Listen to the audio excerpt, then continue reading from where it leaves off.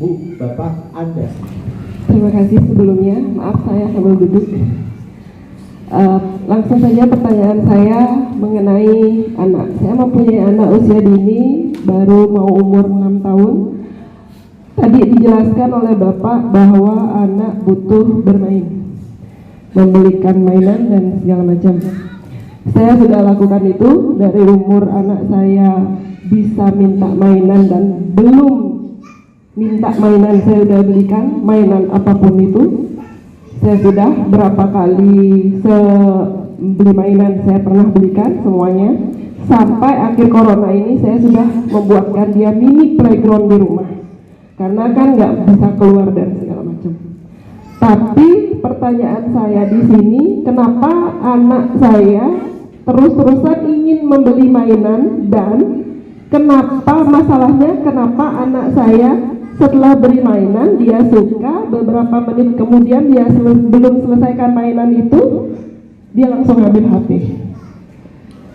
Padahal semuanya sudah saya berikan, apapun yang dia minta mainan ini, tapi kenapa terus-terusan sebentar aja dimainkan, mama sudah saya mau main game. Kenapa bisa begitu? Habis itu gimana caranya menyelesaikan masalah itu? Karena mainan apapun anak saya sudah punya, sampai saya bingung dia mau mainan yang sama lagi padahal di rumah sudah ada. Apapun itu saya sudah berikan.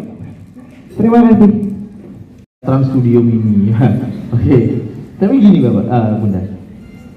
Ada satu cara bahwasanya bagaimana cara menasihati anak itu, perhatikan 3 hal. Pada saat anak meminta sesuatu atau kita menasihati anak, 3 tahapan ini harus betul-betul dilalui. Apa itu? Berikan anak aturan yang jelas, berikan anak batasan yang jelas, berikan anak arahan yang jelas. 3. Aturan, arahan, batasan. Aturannya, kamu boleh beli mainan dengan catatan sudah nggak boleh main HP lagi. Kesepakatan dibentuk. Kemudian arahan yang jelas. Mama belikan mainan adik supaya adik pintar, berikan arahan pakai bahasa anak, ya.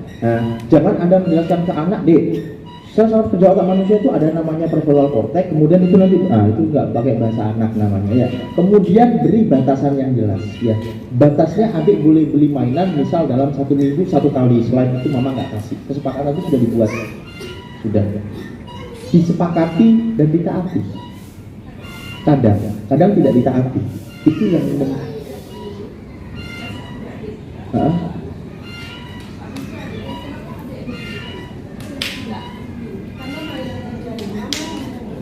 berbeda. Oke, jadi dia iri ke adiknya, kenapa adik yang begini kok aku yang enggak, tuh biar ibu.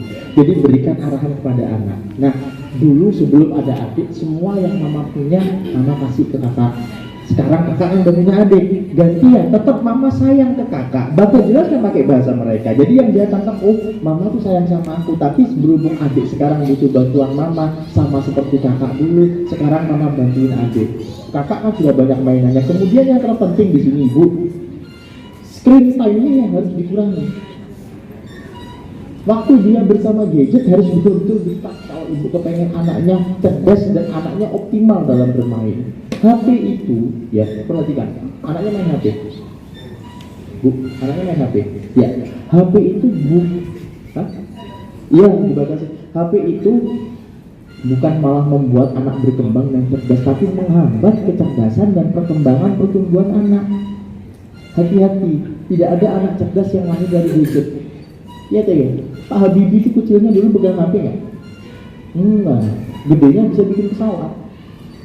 Nah, itu artinya tidak ada orang cerdas, tidak ada orang hebat terlahir dari HP. Gadget itu hanya adalah komunikasi, di mana itu akan bermanfaat apabila digunakan untuk keperuntukannya. Untuk anak umur segitu, perlukah HP? Saya rasa belum terlalu perlu. Ya, jadi batas, bikin kesepakatan. Ayo, 5 menit ya, selesai, waktu yang selesai, mama ambil ya. Oke, anaknya semangat. Anaknya keluar dari kesepakatan, apa yang bisa kita lakukan? Diambil HP-nya. Nangis kah? Biarin. Memang itu pelajaran yang ingin kita berikan kepada anak. Menghukum anak tidak harus dibentak, tidak boleh dipukul, tidak boleh menggunakan kata-kata kasar. Tapi dengan apa? Dengan sikap dan perbuatan orang tuanya. Diambil HP-nya, nangis teriak-teriak, apa yang dilakukan? Biarin. Pada saat anak nangis, gelombang otaknya sedang gelombang otak namanya beta, tidak boleh didekati. Anak nangis itu ibu, gelombang otaknya antisugestif. Antisugestif artinya tidak bisa diajak negosiasi oleh siapapun. Makanya kalau ada anak pada saat puncaknya tantrum, apa yang harus orang tuanya lakukan? Jangan didekati, jangan diajak ngobrol, jangan diajak diskusi. Jauhi, liatin aja dari jauh.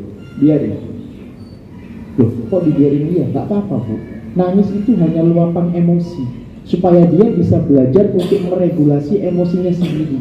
Wajar, nangis itu bukan sesuatu yang berbahaya bagi diri anak, kecuali nangisnya di tengah jalan raya. Kalau masih nangisnya di rumah nggak berbahaya sama sekali. Saya masih belum pernah tangan klien nangis sampai meninggal, belum ada. Itu artinya tidak berbahaya bagi mereka, tidak ada dampaknya serius. Biarin. Justru kalau Anda pada saat anak nangis Anda ajak negosiasi, nanti yang terjadi mereka anggap tangisan adalah senjata yang paling ampuh buat mereka minta sesuatu ke orang tuanya. Bu, kalau pernah lihat anak yang minta sesuatu pakai nangis dulu. Ada anak itu cerdas, mereka akan belajar. Oh, aku kalau minta ini sama mama nggak dikasih ya, nangis dulu ini harus ini. Nah, ada anak, iya saya pernah konsultasi dengan klien. Anak ini minta sesuatu ke orang tuanya kalau orang tuanya ada tamu. Lu cerdas dia. Karena kalau ada tamu malu nggak dikasih, anaknya teriak. Dikasih sama mamanya, oke. Habis itu nggak ada tamu, nggak mau, dia takut minta-minta. Habis itu ada orang masuk, ada tamu, itu curhat ke saya, mamanya. Ada tamu, minta lagi nangis. Akhirnya dengan keterpaksaan dikasih, akhirnya dijadikan pelajaran buat anak. Oh, nih dia kelemahannya nih, awas loh. Nah, tuh. Semenjak dari itu sampai dengan hari ini orang tuanya nggak mau terima tamu. Selamat pagi Pak. Pagi. Bapak Ibu sekalian. Saya ingin bertanya tentang ini Pak. Jadi tadi sepenanggapan saya kan akan lebih baik kalau misalnya putra putri kita itu dikenalkan dengan misalnya minatnya dia, kemudian kita lakukan itu secara simultan dalam berapa tahun gitu ya Pak ya. Jadinya seperti di luar negeri yang dari kecil sampai 15 tahun gitu di area yang sama saja gitu. Nah, saya rasa kemungkinan Bapak Ibu yang ada di sini juga mungkin ada niatan seperti itu Pak. Cuman kalau misal dari saya pribadi itu, anak itu kadang-kadang masih belum terlihat Pak. Dia itu cenderungnya suka yang mana gitu. Misalnya contoh anak saya itu dia sukanya main pesawat gitu. Tapi saya tanya maunya jadi apa nih Dek? Mau jadi chef katanya. Nggak nyambung gitu. Nah, andai kata nih Pak, kalau misalnya mungkin kita bisa mendapatkan sedikit saran gitu ya, bagaimana kita bisa mengetahui sebenarnya si anak ini dia sukanya apa gitu. Karena kalau misalnya kebetulan anak saya tuh kayaknya kinestetik juga Pak, jadi kalau misalnya dikasih tahu tuh dia tidak begitu tapi kalau dia diajak melakukan sesuatu tuh dia lebih tertarik gitu. Jadi dua-duanya itu dia menunjukkan antusiasme yang sama gitu. Kalau misalnya kita lagi anggaplah cuci motor gitu atau perbaiki motor, dia ikut.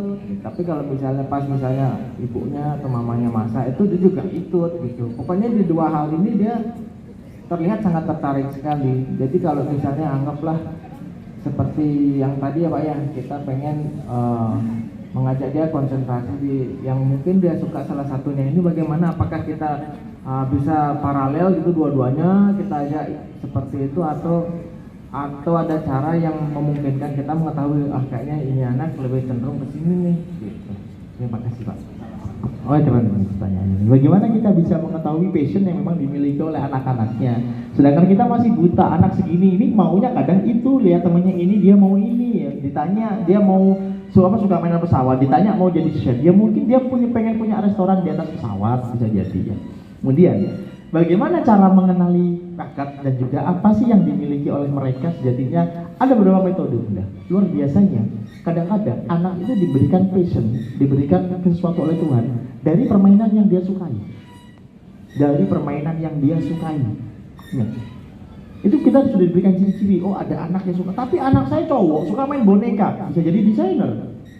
Anak saya cewek suka main mobil-mobilan, bisa jadi ahli mesin otomotif, bisa jadi teknisi.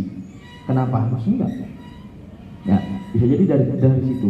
Itu adalah ciri-ciri yang memang kadang-kadang diberikan oleh anak-anak kita, oleh Tuhan kepada anak-anak kita. Bahwasanya anak kita itu juga memiliki passion di mana. Nah, tapi kadang-kadang sama orang tuanya diputus. Kalau yang tidak tahu, anaknya cewek suka main mobil-mobilan, dek, jangan main itu permainan cowok, nggak boleh sama orang tuanya. Ini Bu, ini yang menyebabkan awal mula terjadinya penyimpangan perilaku terhadap diri anak. Kalau anak cewek ada gender pada permainan anak, yang terjadi apa? Kalau anak cewek tidak boleh mobil-mobilan dengan kata-kata kita, itu permainan cowok. Yang anak lakukan bukan anak berhenti main mobil-mobilan, tapi yang anak lakukan dia harus mengubah pribadi dan perilakunya supaya diperbolehkan. Akhirnya anak cewek berpakaian dan berpenampilan seperti cowok. Sebaliknya anak cowok, jangan main boneka, itu permainannya cewek. Bukan terus dia berhenti main boneka. Oh, berarti aku supaya dibolehin sama orang tuaku, berarti aku harus jadi cewek dulu. Itu mulai terjadinya penyimpangan perilaku. Nyambung dari pertanyaan ini, apakah ada metode dan cara yang bisa diberikan oleh orang tua, yang bisa dilakukan supaya orang tua mengenali bakat yang memang anaknya milik